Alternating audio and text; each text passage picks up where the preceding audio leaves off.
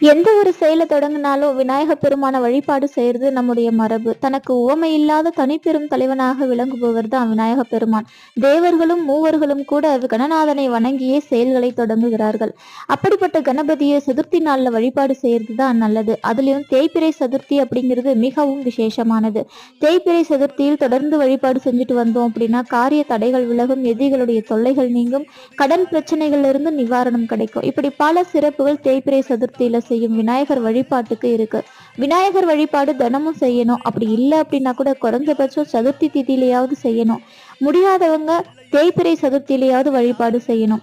வீட்டுல விக்கிரகம் வச்சு வழிபாடு செய்யறவங்க எப்பவுமே வெள்ளிக்கிழமைகள்ல அபிஷேக வழிபாடு செய்வாங்க.